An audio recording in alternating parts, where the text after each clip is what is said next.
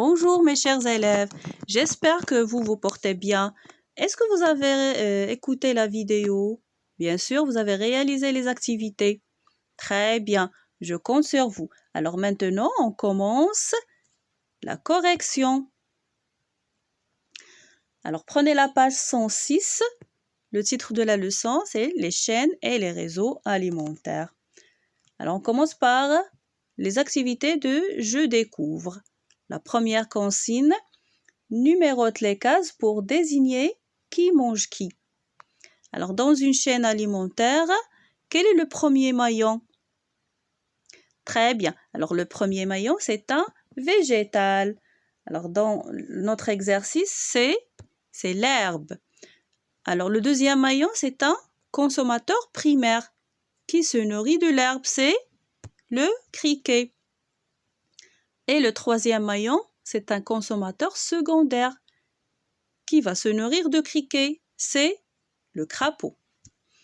Et après, le dernier maillon, c'est la vipère, c'est prédateur. Alors la suite 1, 2, 3 et 4 constituent une chaîne alimentaire. La suite 1, 2, 3, 4 constitue une chaîne alimentaire. Représente-la d'une autre façon à l'aide de flèches. Alors, on va reformuler cette chaîne alimentaire, mais à l'aide des flèches. Alors, on commence. Le premier maillon, c'est l'herbe.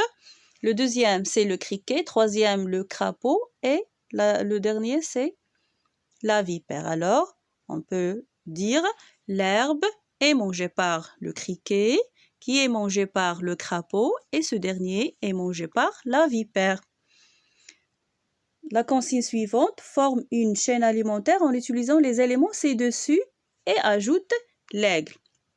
Alors, dans cette chaîne alimentaire qu'on a, on va ajouter l'aigle. Mais où on va mettre l'aigle? D'abord, l'aigle, c'est un animal herbivore ou bien carnivore? Bien sûr, c'est un animal carnivore. Alors, qu'est-ce qu'il mange? Est-ce qu'il mange le crapaud, ou bien la vipère, ou bien le criquet?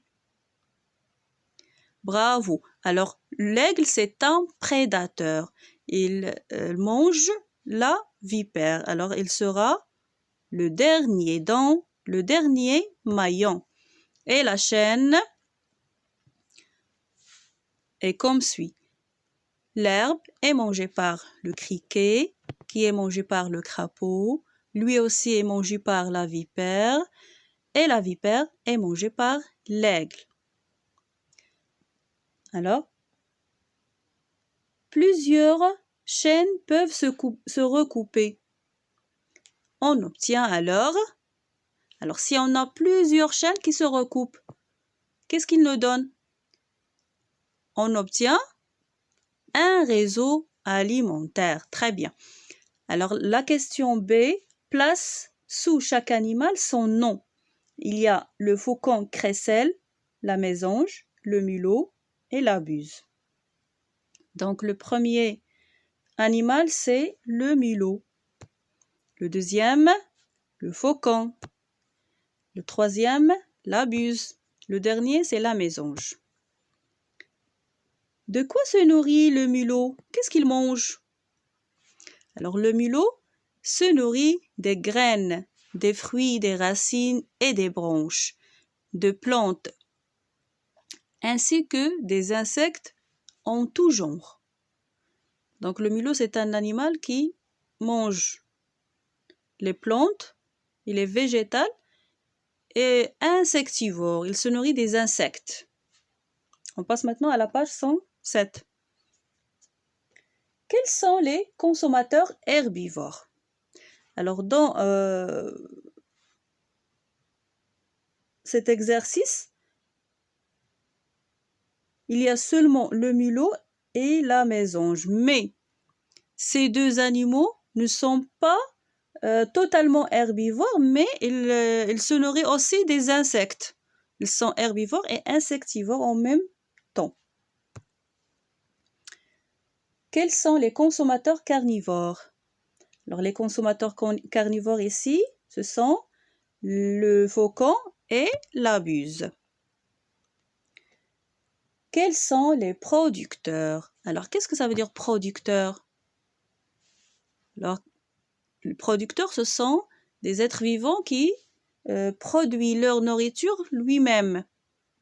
Alors, ce sont des plantes. Ce sont les végétaux. Alors, l'herbe, les plantes, les graines, ce sont des producteurs. On peut appeler ces derniers aussi le capital vert.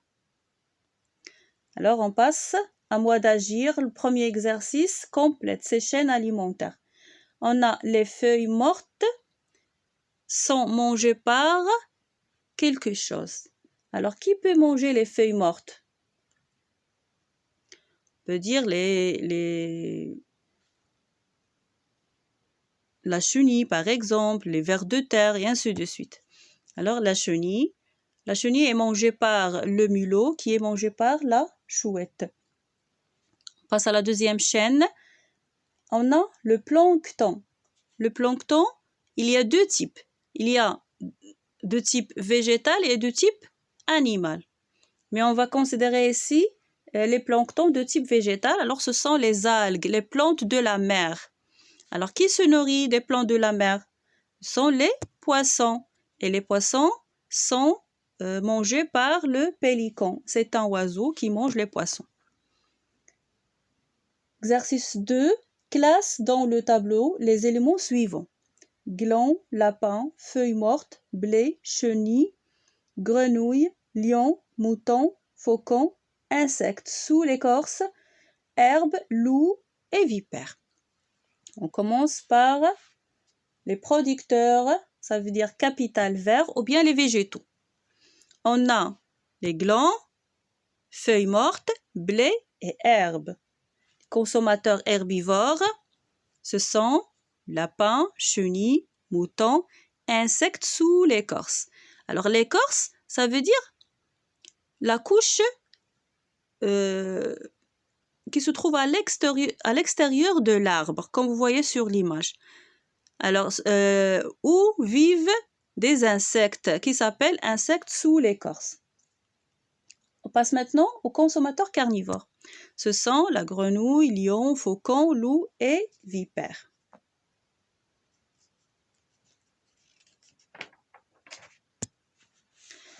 Alors maintenant, l'exercice 3 constitue une chaîne alimentaire. Avec ces images, on va constituer une chaîne alimentaire.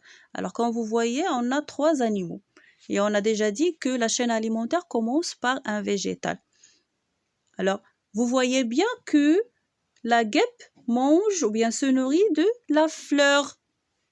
D'accord? Alors, le premier maillon, c'est la fleur, mais on n'a pas ici dans les choix. Alors, on va commencer par la guêpe, après la mésange, puis le chat. Que se passerait-il si les mésanges disparaissaient? S'il n'y a pas de mésange, que se passerait-il? Alors, quelqu'un de vous va me dire que le chat va mourir. Les autres vont me dire que les guêpes vont augmenter. Alors, la réponse, le nombre de guêpes va augmenter et il y aurait un déséquilibre dans la chaîne alimentaire. Alors, la correction des exercices est achevée jusqu'à ici. J'espère que vous avez bien compris la leçon, mes chers élèves. Alors, à bientôt.